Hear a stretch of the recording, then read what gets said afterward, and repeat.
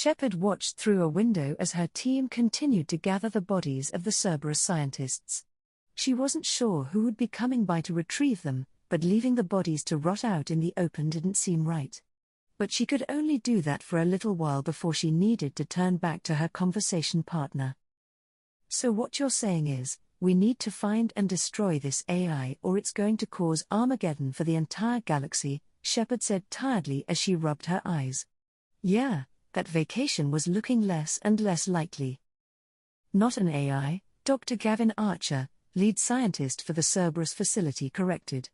"A hybrid Vi made to influence the Geth by connecting to a human mind. The results have been less than satisfactory." Shepard pointedly didn't look around the nearly demolished facility. "You don't say?" She drawled sarcastically. "You'd think you would have taken some precautions before attempting something like that." "You think we didn't?" Dr. Archer snapped. "We took every precaution we could before my brother David volunteered to interface with the Vi. But every precaution doesn't mean we could predict every outcome. Certainly not the abomination David has become." Shepard held up a hand to calm the scientist down. Okay, she said somewhat apologetically. "So we have a potential doomsday scenario. How do we shut it down?" "Davy, the Vi has fortified itself in the main laboratory at Atlas Station," Archer said haltingly. "It's currently in lockdown, and to enter you will need to manually override security from the 3 surrounding stations." The doctor moved to the main security console that dominated an entire wall and pulled a control rod. One of the gates displayed on the main screen retracted and turned green, but the other 2 remained locked. "I can give you my authorization for Heem's station, but you will have to manually reset Prometheus and Vulcan yourself." "And why should we bother with that instead of destroying the station from orbit?"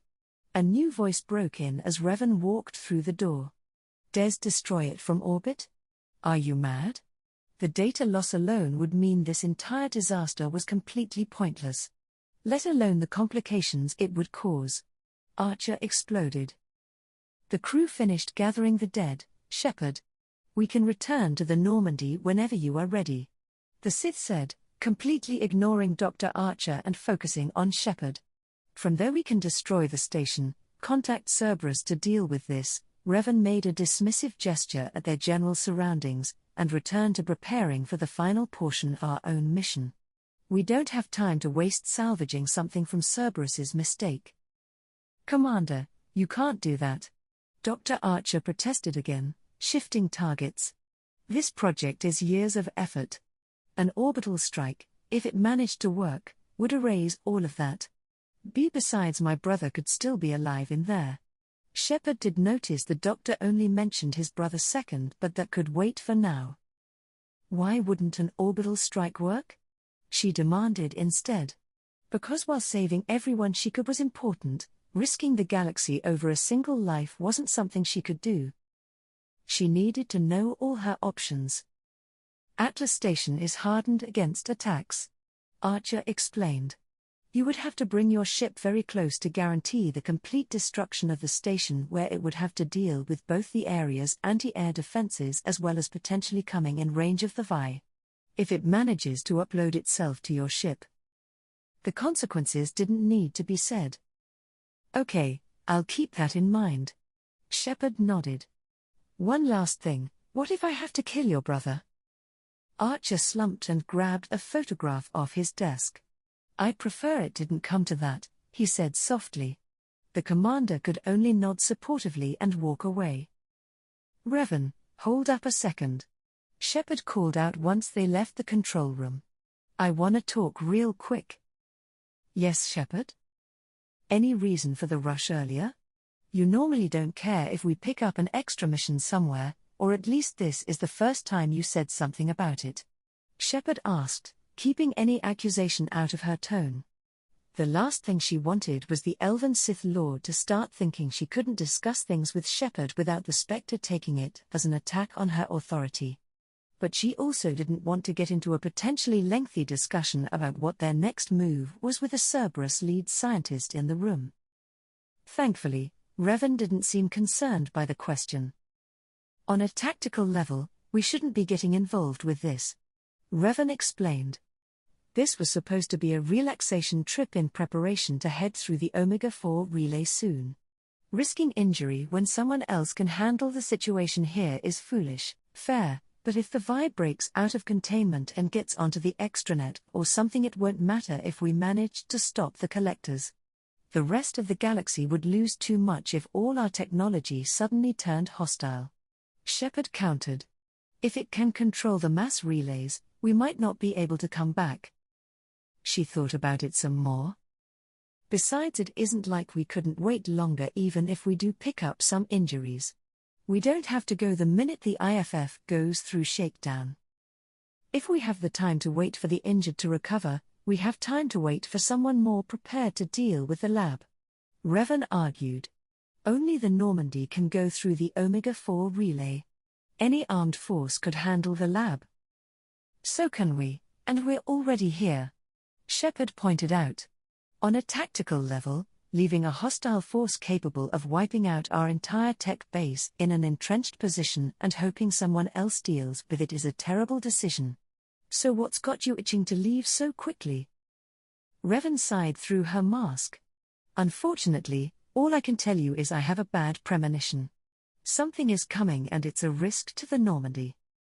Before her involuntary spacewalk, Shepard wouldn't have given much weight to something as nebulous as what was basically a bad feeling. Talked it over and have people on the lookout for something going wrong, certainly, because despite all the sensors in the galaxy, sometimes there was just nothing better than a soldier's intuition. But she wouldn't base their entire deployment strategy on that feeling. After dealing with Revan long enough to know the other woman could legitimately glimpse things from the future, Shepard decided a little extra caution wouldn't hurt. We still can't allow the Vi to escape, and I'd prefer to see if there are any survivors. But I'll have Edie calculate how hard it would be to completely destroy the lab from the Normandy. I'll make a final call once we know more, she said and opened a comm line to her exo. Miranda, can we get a secure line to the Norm? Shepard, I was just about to call you. We have a situation. The raven-haired operative interrupted. The Normandy is under attack by a collector vessel. Oh. It didn't take long for Shepard to sprint back to where the rest of her team was, with Revan following closely behind. She saw Miranda, Talai, and Mordin poring over one of the terminals and made a direct line over to them. Talk to me. What's going on, where are they, and what can we do about it? Shepard saw Miranda pull all her emotions back behind a professional mask and guessed she wasn't about to like the answers. About 5 minutes ago we attempted to send a message to the Normandy saying the Vi had been contained for now, but we got no response. I repurposed some of the equipment here to try and see what was going on. This is what we found. Oh, fuck me. On screen was a picture of the Normandy sitting helplessly below a collector ship. And there was nothing they could do to help against something that big. The only space-capable ship they had on hand was the Kodiak, and that wasn't going to tip the scales in the slightest. This must have been the premonition Revan was talking about. Per regulations regarding a Vi outbreak, the crew moved the Normandy into an antipodal orbit from our position. The good news is it is unlikely for the collectors to know about our location, Miranda said, putting in some really good effort on putting a positive spin to the whole situation. It was cold comfort compared to the loss of another Normandy. Suddenly several consoles lit up as alerts scrolled down the monitors. What just happened? Shepard demanded. FT transition detected. Talai reported, hands flying over a keyboard. Same position as the Normandy. Image on screen, now. Shepard forced herself to look at the monitor and felt confused. When she heard FT transition, she assumed the collector ship had gotten what it came for, destroyed the Normandy, and left. Instead, the massive ship was still there and any sign of the Normandy was gone. They got away. She breathed. Somehow at least part of her crew had managed to get back enough control of the ship to escape. Second FT transition detected. There was no way of following someone once they engaged an onboard FT drive. You could travel in the same direction, but no one could tell when the ship you were following would drop back to normal speeds. The Normandy was safe and the collectors had decided to move on. Shepard took a deep breath and organized her thoughts. The Normandy was safe, but the condition of the crew was unknown. Depending on how many were injured or killed, it could take some time before they could return to the system. Which also meant she and her team were stranded on Archer for the foreseeable future with a hostile Vi. Well, no one else was around to deal with that. So it might as well be her. Oh.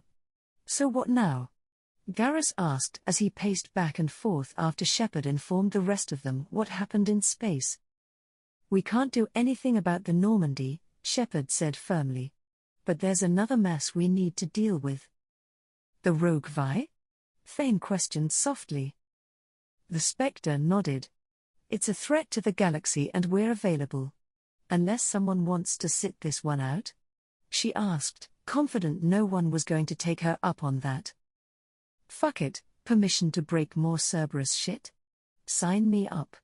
Jack volunteered almost immediately, followed by the rest of the ground team.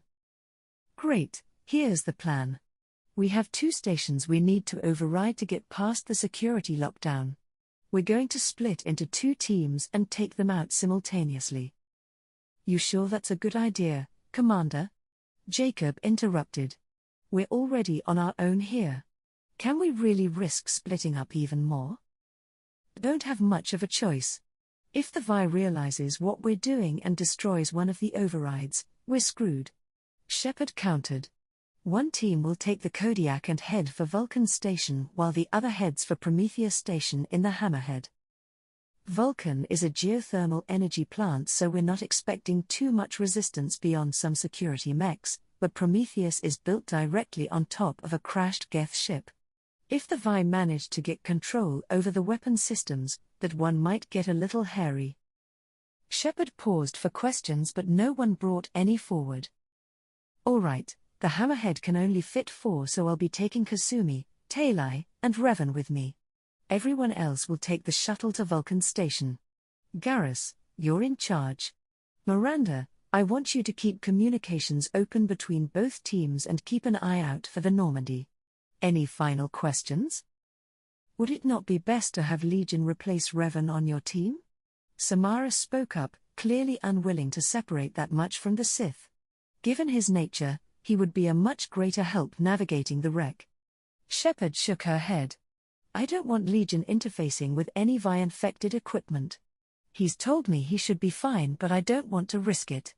Especially surrounded by infected Geth equipment. Yeah, I'd prefer not getting shot in the ass by a teammate going crazy if possible. Kasumi turned to Legion. No offense, of course. Agreed. Teammate Kasumi's posterior will remain untargeted. Wait a second, what do you mean remain? I'll have you know.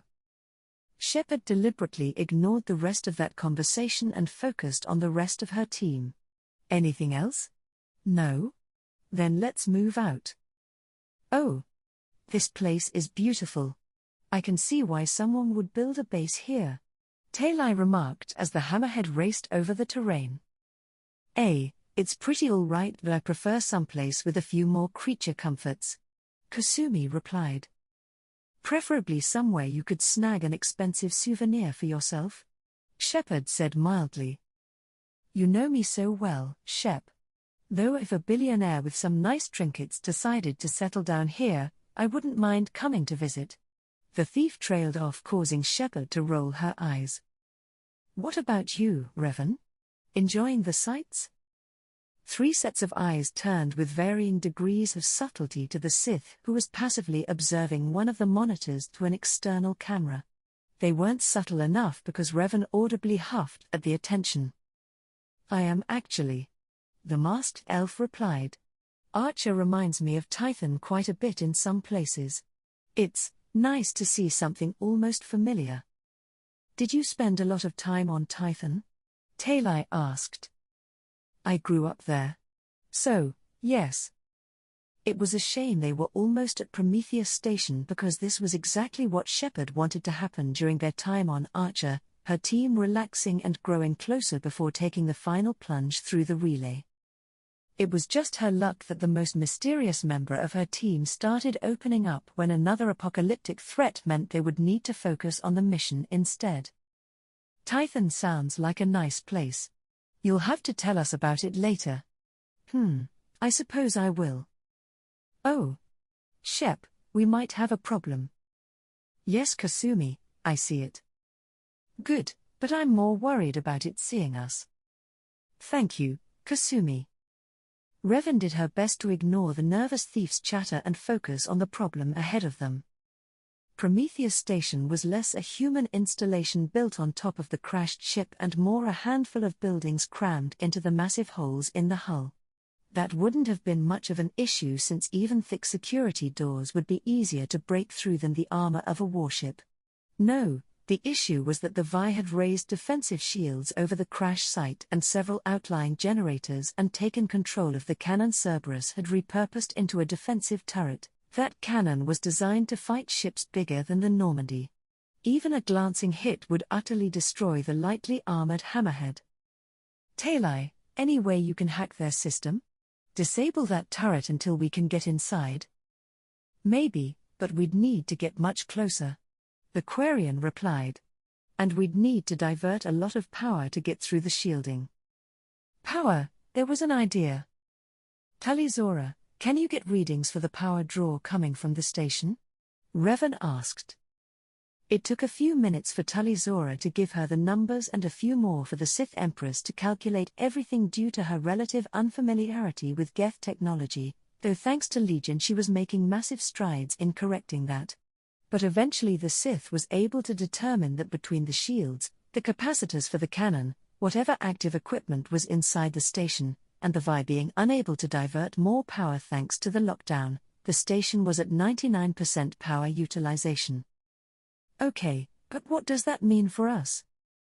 It means that there is hardly anything left just sitting there in a passive state. Revan explained. But if more power was needed for, say, tracking a fast-moving target, ensuring the turret is locked so firing it doesn't rip the cannon off its base, and then recharging the capacitor, what do you think would happen? The system would overdraw and slow everything down, Shepard said in realization. But that still doesn't help us get past the shield. No, but we can use the turret to disable the shields surrounding the generators and then destroy those to drop the main shield. We just need to wait close enough to one for the cannon to acquire a lock and I will be able to sense when the turret is about to fire. That's asking for a lot of trust, Revan. One mistake in timing means we're all dead. Shepard let out a long breath. But we can't wait here forever and it's probably our best shot, so let's do it. Kasumi snorted. Well, if we survive this, at least it will be one hell of a story. Everyone braced as Shepard launched the vehicle forward. Revan briefly watched as the turret quickly jerked to life, only to sluggishly attempt to follow them seconds after. It seemed she was correct about the station's lack of extra power, but she pushed those thoughts aside and focused on her role. The force swirled around her as she focused on teasing the first indication of danger from the future. Unlike earlier, where her focus was spread out so much that she only managed to identify the threat minutes before it arrived, this time the Sith Empress focused everything on the turret and the surrounding area, giving her near omniscience of the surroundings. This was not battle meditation. Try as she might, Revan never managed to master that elusive skill. Revan could not coordinate the others or direct their actions. She couldn't show them the images the Force gave her of the future or enhance their reactions and stamina. But right now that didn't matter.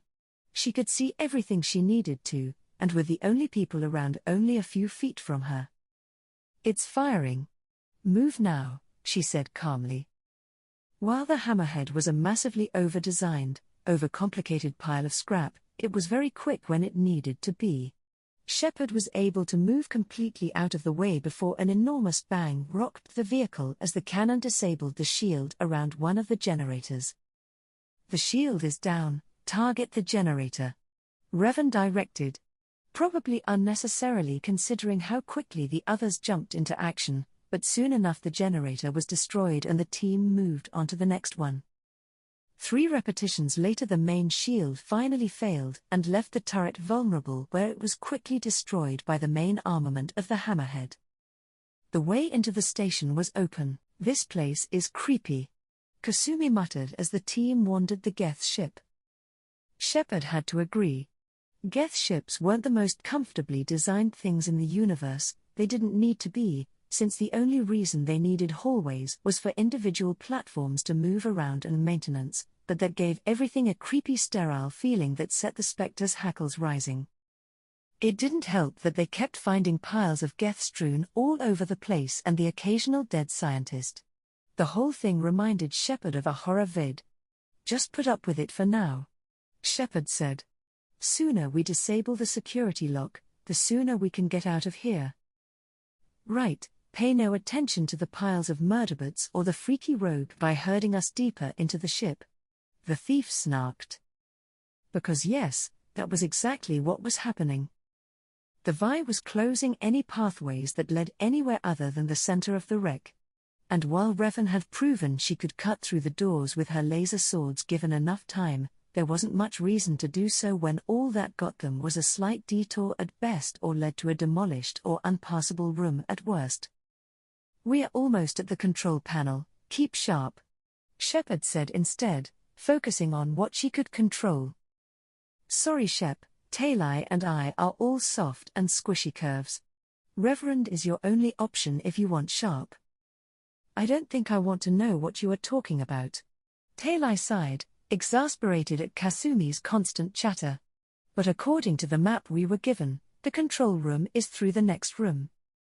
"I make jokes when I'm stressed," Kasumi defended herself. "And is no one else bothered that we're walking into a trap? After we were just shot at by warship-grade weapons in what is basically a high-tech tin can?" "It's not the first time I've been shot at by ship-scale weapons while I've been on the ground," Revan replied. "It might not be the last either. I think the colony of mind-controlled zombies or the labs full of feral Rachni were scarier," Talai added. "Knowing we are walking into a trap is better than getting surprises like those. No point thinking about it," Shepard told the thief. "We have to go in there anyway. We'll deal with what comes next as it comes." How did I become the sane one of the group? Shepard ignored that comment and looked around the cavernous area the team just entered. It was a mess, just like most of the ship, and true to form Cerberus had preferred to just stuff their own equipment into the holes instead of building a permanent structure. It didn't help that the chamber was flooded with water from somewhere outside that no one had bothered to drain. Poking around their side of the room revealed a jury-rigged control terminal for some of the ship's floor panels Cerberus had managed to get working. Some experimental button pressing later, they had an open path to their target and the security override switch. "Okay, just need to pull this and then head back to the hammerhead," Shepard stated, walking over to the override control rod and disabling the lock. "Ah." Shepard flinched as the Vi's generated face appeared on the screen and screamed at them. A sound from behind her drew her attention and she turned just in time to see one of the crumpled Geth bodies rise from the ground and look at them. "Damn it, I knew this was too easy." She reached for her blaster, but before she could even pull it from her mag holster, a burst of red bolts from Kasumi's gun tore through the machine and dropped it. Someone was jumpy. Shepard gave the Asian woman an amused glance before focusing on the situation. "Talai, what just happened?" "It looks like the Geth servers were placed in lockdown when the override tripped," the Quarian reported, information streaming over her on Nitul. "When we released the lock, the Vi was able to take control and reactivate the Geth platforms. So that meant all the Geth they walked by on the way in were now going to be trying to stop them from leaving." "Wonderful. No point standing around here then. Let's move out." Oh. Revan reflected that it was almost a shame that she had suborned one of the few groups that regularly used weapons her lightsabers were most effective against. She had honestly missed the sight of enemy fire being redirected back into their ranks. And thanks to the ground team almost switching entirely to blaster weapons, she could almost pretend she was in her home galaxy for a little. She could almost hear HK-47 complaining about having to fight other droids rather than the meatbags he preferred. Or Ordo telling her to fix that particularity in HK's programming for the 1000th time. She would laugh, promise to do so on the next maintenance cycle, and then conveniently forget for one reason or another, and the cycle would start all over. But now was not the time to give in to a sudden bout of homesickness. She was in the middle of a battle, had new responsibilities, and new companions she needed to protect. A red-colored Geth destroyer raised a rocket launcher towards the bit of cover Tully Zora was crouched behind, and Revan held no delusions the thin sheet of metal the Quarian had sheltered behind would stand up to something like that. Just as the enemy droid pulled the trigger, Revan reached out with the Force and nudged the barrel of the launcher upward, making the rocket explode into the ceiling rather than immolating her new subject. Seconds later, the destroyer was shattered by several red blaster bolts cutting through its shield and a biotic shockwave. The commander apparently had seen the droid's intended target and took exception. And with that droid destroyed and only a few troopers remaining, Revan shifted from her mostly defensive role to hunt down the ones hiding behind cover or drive them out into the open. One room remaining. She mused as the last trooper fell to pieces in front of her, glowing orange lines showing where her blades had passed. "We'll have to be careful, that Prime is probably free now," Shepard commented. "I'm more worried about the number of droids we will probably encounter," Revan countered. Cerberus was in the process of shipping several platforms to other stations. If they didn't do so before they were killed, those platforms will be waiting for us at the exit. There's only so many servers on the ship still functional for the Geth programs to upload themselves to. Tully Zora spoke up. Without enough of those programs they cannot properly coordinate a platform. What's that mean for us?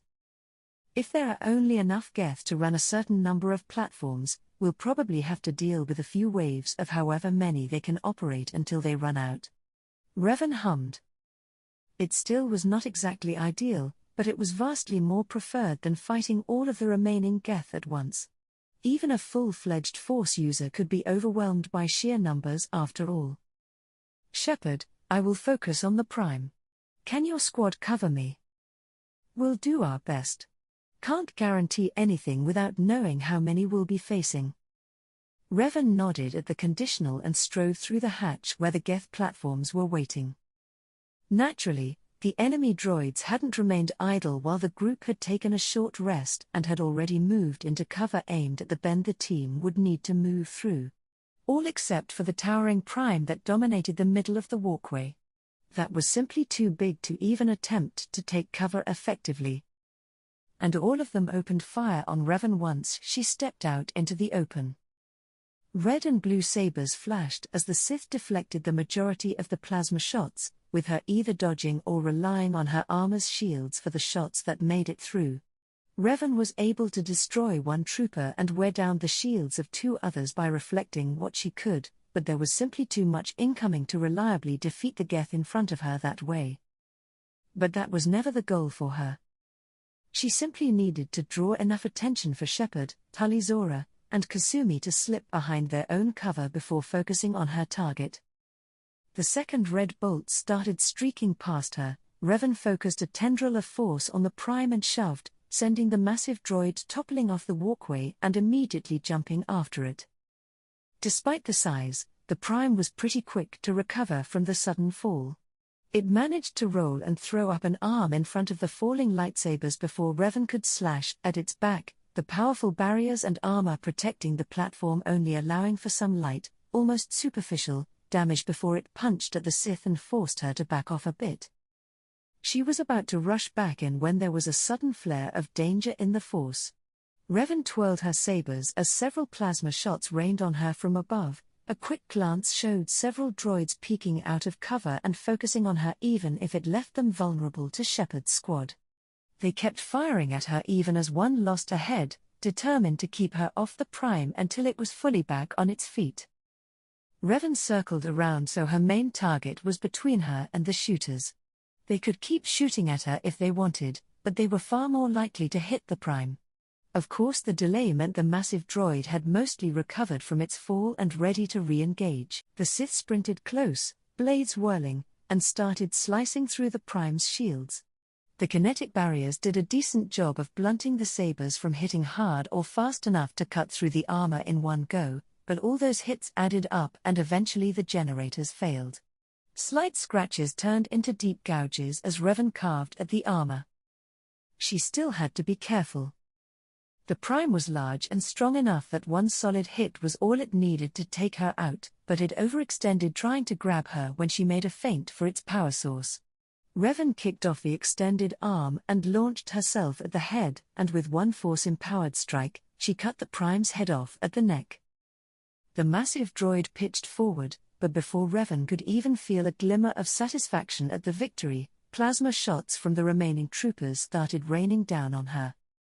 Revan was tempted to just flood the room with force lightning, but doing so would drain her stamina far too much, especially if they needed to head for the final station right away.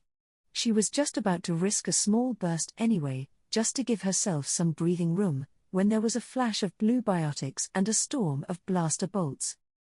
The destruction of the Prime had disrupted the timing of the troopers. The loss of processing power the platform provided was obvious. The ones trying to focus on Revan had unsynced from the ones suppressing Shepard's squad, and the Spectre was tearing through the disorganized flank as a result. Revan smiled under her mask at the perfectly timed counterattack. It was nice to have competent companions again. Oh. Miranda just confirmed, all security locks disabled.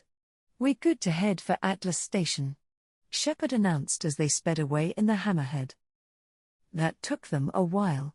What, did they stop for a snack break on the way? Kasumi snarked.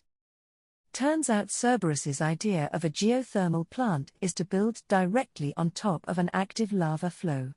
They needed to take a detour. You're kidding me. Sometimes, Shepard really wished she was. Cerberus seemed determined to build in the most ridiculous of locations occasionally. She idly wondered if there was a safety commission she could tip off.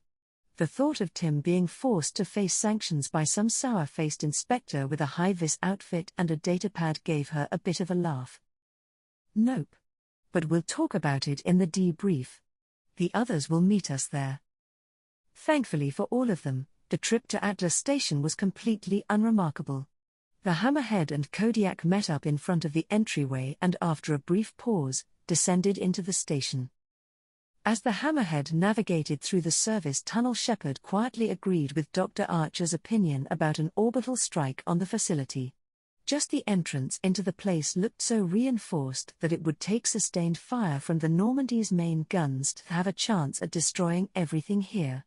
And she wasn't even sure they carried enough ammo to guarantee complete destruction rather than just burying Atlas under a few tons of rubble. But when the Vi made no move to stop them from landing or from entering the facility, Shepard couldn't help but feel like something was up. "Looks like you're in, Commander." Archer's voice crackled over the team's comms. "Good. I'm getting some troubling readings here, though. The Vi is trying to upload its program directly from your location. Get to the server room and shut down its core before it can NNNN. Dr. Archer?" Shepard tried, but only got static on the line. "Looks like we're on our own again. Talai, can you turn on the lights?" "On it." Talai messed around with her Omnitool for a few seconds and eventually managed to get the damaged lights to flicker on, revealing another destroyed interior and gunned-down scientists. Then an audio file started playing over the speaker system. Archer log, 155.2, "For years, my brother's condition has been a handicap. That changed today." "Did you start that, Talai?" "No. It's playing automatically. His autistic mind is the breakthrough I've been looking for. He can communicate with the Geth. Such a tremendous grasp of mathematics. It seems serendipity is alive and well in the 22nd century." Shepard didn't like this. "Busted up lab. Fine. Creepy Vi that seemed to be more interested in leading them somewhere than killing them now, considering the lack of any functional geth. Creepy, but also fine. For now. That Vi playing random log files instead of more indecipherable screaming. It was up to something. The entire ground team was slowly making their way through another destroyed lab when a terminal suddenly sprang to life. Archer log 157.8, unless he sees results, the elusive man is shutting us down next week. I have no choice. I'm going to tap David directly into the Geth neural network and see if he can influence them. The danger should be negligible. David might even enjoy it. The terminal suddenly shut off. I thought Archer said his brother volunteered for the experiment.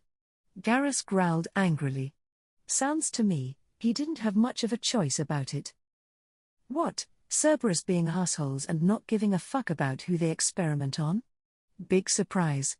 Jack sniped. Did you expect something else? Stow it. Shepard ordered, looking around for a way down into the lower levels. Fortunately, there was a service elevator not far. We've got a job to do. Someone get that elevator up here. The team spread out a little while the more tech-focused members hacked the elevators. There was still no response from the Vi, hostile or otherwise, but Shepard wasn't about to let her guard down.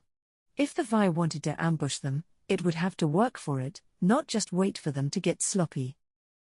That diligence paid off when her teammates managed to get the elevator to their level only for a plasma torch to start burning its way through from the other side. It looked like they finally found some of the Vi's platforms. Too bad for them, they were sitting in the middle of a kill box.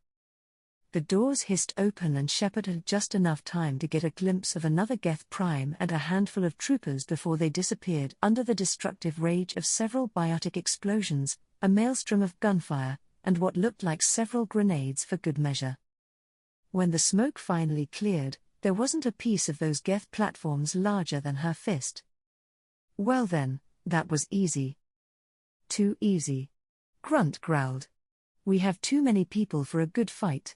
Should have left some behind. We'll do that when we aren't facing something that can destroy the galaxy through the extranet. Shepard promised the Krogan. Personally, she kind of agreed. The entire ground team was simply too many people to easily coordinate between just her and maybe Revan if the Sith decided to assist. It was a good learning opportunity though. After checking to make sure the elevator was still even functional after all the explosions that went off inside it, the team emerged in what looked like an examination or testing room for Geth with another audio log waiting for them. Archer log 168.4, I'd be lying if I said no harm could come to David. Dr. Archer's voice droned on. His autistic mind is as alien to me as an actual alien. Anything could happen when we plug him in. But I have to try, don't I? No, you certainly did not, you imbecile. Miranda seethed, showing none of her rapidly dwindling loyalty to Cerberus in the face of someone using a sibling as a science experiment. Agreed. No hypothesis, no safety measures, no plan. Not proper science. Just throwing ideas at a wall. Regardless of danger to participants, Mordin added his thoughts. Even if successful, chances of replication almost impossible due to unique individual factors. Disgusting. It seemed Dr. Archer had thoroughly offended even more of the Normandy crew, but it didn't change what they needed to do. So after a final check to make sure the inactive Geth platforms would stay inactive, the team moved on until they found the Vi server console. Which turned out to be just down the hall. Shepard grimaced and skirted around the remains of one unfortunate tech before walking up to the control panel. Get ready, she warned her team. I wouldn't be surprised if this button brought every single platform the Vi has left down on our heads. Then she pressed the shutdown command. For a second, Shepard convinced herself nothing would go wrong. The lights gradually dimmed and processes started shutting down, only for everything to snap back to max as the Vi's avatar appeared, towering over them all, and howled. Ah! A sudden shock running up her arm had Shepard looking in horror as her Omnitool activated by itself and green code leapt between the console and her arm before sinking into her skin. Shepard. What's going on? Commander. Shepard stumbled away from the console and felt something pushing its way into her head. The walls took on a glowing, almost circuit board pattern and her team seemed to flicker in and out of existence like a glitchy hologram. The Vi infected her implants. Miranda cried out to the others. I don't know if she can hear us. There was a sort of pressure building in Shepard's head. She needed to move. Needed to go. Shepard shook her head and stumbled a bit. This was her head. Her body. No jumped-up calculator was going to give her orders. Revan moved to put a hand on Shepard's forehead. I'm going to try breaking its control. I won't be able to move quickly like this. ... Are you sure? Do it. Talai spoke over Samara's hesitating tone. We'll watch your back. There was a flash of movement outside the server room. The Vi was showing her things. Messing with her head. None of her training had ever prepared the Spectre on how to deal with something like this. But she knew what she needed to do. If the Vi was responsible for this, she just needed to shut down the core directly. Something was holding her head back, but a small shove was enough to free her of it and she stumbled out into the hallway, distantly aware of some cries of surprise and the doors whooshing shut behind her. Was that really necessary, Jane? Wah. Revan? Shepard jumped at the sight of a transparent blue ghost in the shape of her teammate standing across from her, arms folded disapprovingly. What's going on? The Vi hijacked your cybernetics, somehow. Shepard rolled her eyes. I know that part, I meant why you suddenly a ghost? I was going to attempt to disrupt its control by creating a force bond and purging it with some applied Michu Daru, but you shoved me into the others and wandered off before I could do so. Projecting this image is all I can do for now. Revan looked past her at the door. They are currently trying to hack the door. I'm wondering how long it takes them to realize borrowing one of my sabers would be far more expedient. You are pretty possessive about your gear. Shepard pointed out, resolving to ask what Michu Daru was later. They might not think about it cause they don't want to piss you off. Can't you just undo the ghost thing and cut your way out? Revan shook her head. I could, but carelessly severing a new bond isn't a wise idea. If we were still in contact I could do so easily, but... The Sith Empress trailed off at the obvious, they weren't in contact anymore. Great, I have a feeling this is going to cause issues in the future. Shepard scowled.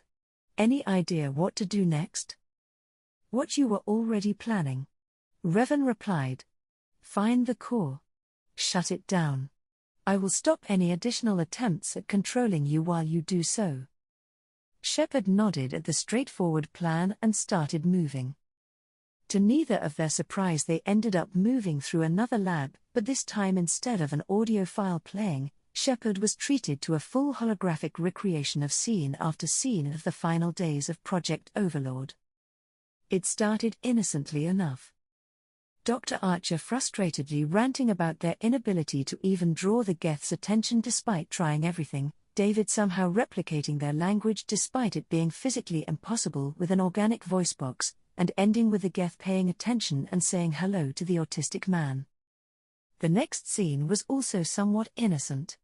A small test where David ordered a restrained Geth platform to take a few steps forward while more scientists watched on. Dr. Archer explaining how David's unique condition should allow him to directly interface with the Geth. That scene ended on an ominous note when one tech asked if that was even safe and Dr. Archer saying there was no harm in finding out.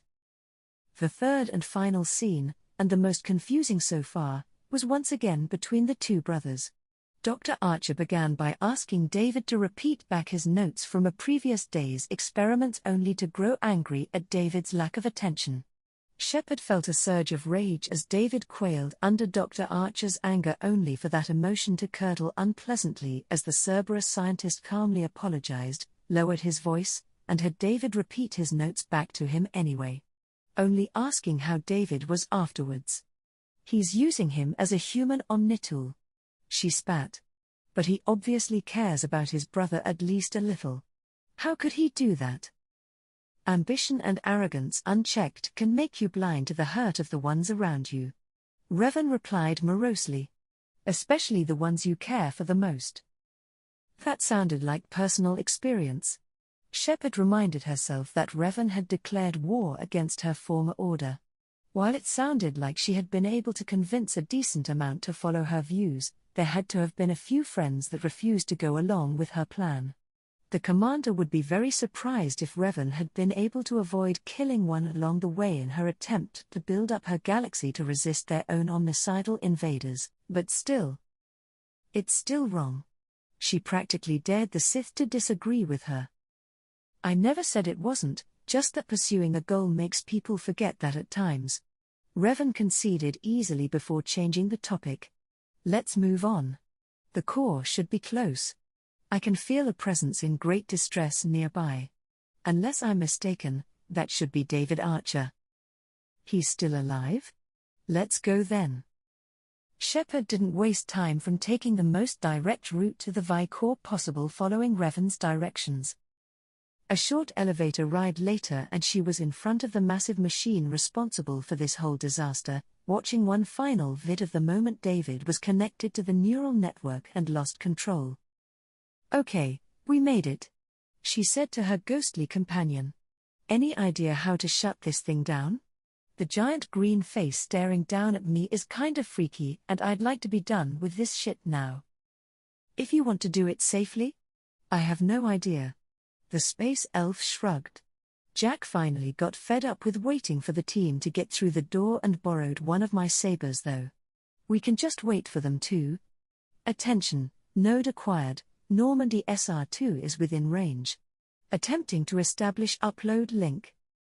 Shepard's brief joy at the announcement that the Normandy had returned to the planet was quickly crushed by the realization that the ship was both in range of Atlas's broadcast relays and unaware of that fact. If that upload finished, they were out of time. Revan, change of plans. I'm going to try severing the Vi's connections directly. Tell the others to hurry up if you can. She didn't wait for a reply, just pulling her blaster from her mag harness and unloading into the connection nodes that were fairly obvious thanks to the visual fuckery the Vi infecting her had caused, letting her actually see the upload path. Despite that, actually preventing the upload was incredibly close. Shepard alternated between severing the upload connections and trying to pierce through the shields surrounding the core as much as she could, but the upload still reached 80% before she managed to break something important on the core and finally initiate an emergency shutdown. She wasn't in a mood to celebrate though. The shutdown of the core also removed the Vi from her implants, letting her see the room without a giant glowing face obscuring half of it. And she didn't like what she saw. In the middle of the core, David Archer was hanging naked, bleeding, and practically unmoving thanks to the machinery crucifying him in place. A metal ring supported his waist and mildly preserved his dignity, but that was useless at stemming her rage as she saw the head harness forcing his eyes open and staring unblinkingly forward, the raw and bloody skin from where the chest portion had chafed away at him, the pair of thick metal tubes shoved down his throat, or the cables that had been driven through David's arms. What really crushed her were the tear tracks running helplessly down his face. Just hold on a little longer. We'll get you out of there soon, she said, looking for the best place to begin removing him from the contraption. Wait. Commander. Shepard turned to see Dr. Archer sprinting out from the elevator, followed more distantly by her team. I'm begging you. Don't do anything rash. Shepard saw red. Rash? You mean like forcing your own brother into an experiment? I know how it must look, but I never intended any harm to come to him. You must believe me. Archer started pacing. It's not like I planned this. It was an accident. Seeing David communicate with the Geth, it all seemed harmless. I saw his memory, he begged you not to do this. I was desperate. The elusive man doesn't broker failure. Archer protested. Any war we fight with the Geth will be bloody. I was asked to find a way to avoid that. Who gave you the right? People who were too afraid to make difficult decisions themselves. Archer snapped. When they pray for a miracle, they're really praying for men like me to make the tough choices. If my work spares 1 million mothers mourning the loss of their sons, my conscience will rest easy. And all it will cost is your brother's life. Shepard was disgusted at the prospect of justifying this with hypothetical lives.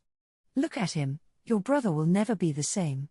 Archer did not in fact look at the suffering he had caused. He just started spouting justifications again. The damage might not be permanent. He might recover some semblance of his mind.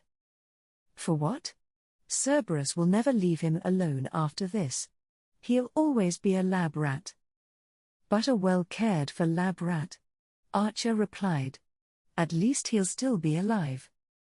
Shepard was almost speechless. Well cared for? Well cared for? Look at him. She shouted, grabbing the moron and forcing him to face his mistake. Archer finally faced his brother and fully took in what he had done. The bindings, the injuries, the surgically placed restraints. And Shepard watched as the delusion rhetoric Archer had been spouting collapsed under the realization of what he had done. Quiet, please make it stop. David's voice begged from a speaker, since the man himself couldn't speak. Archer slumped. What I've done to David is unethical, he said, dazedly. If he dies, it's unforgivable. Let me take care of him. Please. Shepard wasn't having it. I've seen enough of your cruelty to know he will never be free from it if I leave him here.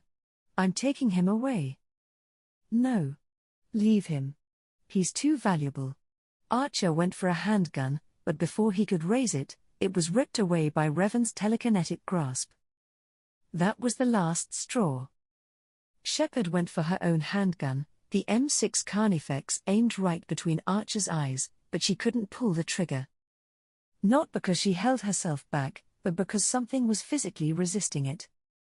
It didn't take a genius to know why. Don't stop me, Revan. He deserves this. He does.